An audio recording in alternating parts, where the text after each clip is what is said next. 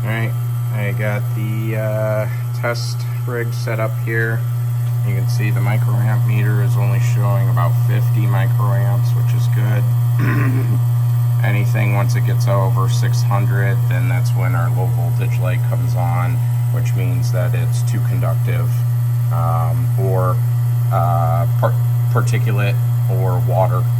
All those things adjust the microamps or increases them. Pressure gauge is for the pre-filter, which is this. This fluid's cold. It's probably a little bit thicker than hydraulic fluid, which is what we typically filter. So at 15 psi, totally fine.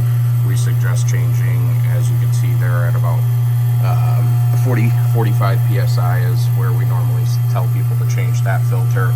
This one here is the electrostatic cell, which is really the difference for the electrostatics versus a conventional filter. Red boot on the top right there is controlled by the power supply. Power supply is 15,000 volts DC. That is what's charging the grids that are inside the electrostatic cell, which then allows the particulate to flow through the grids, change polarity, and either stick to the grid or push up to the next one, depending on the polarity of the grid. You can see 5-gallon bucket you sent, about half of it is what it takes to fill up the 2 filters, and then there is the discharge coming back out. So I started this at about 1:30.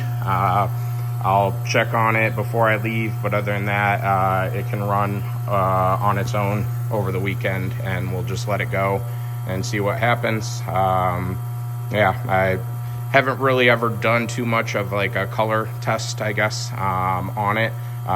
Typically, varnish is what we deal with. That does give a darker color to hydraulic fluid, and it does tend to usually remove the color when it removes the varnish. But this is all kind of different with a different type of fluid, something we've never tried, but I hope it works. I will send you this here in a bit. Thanks.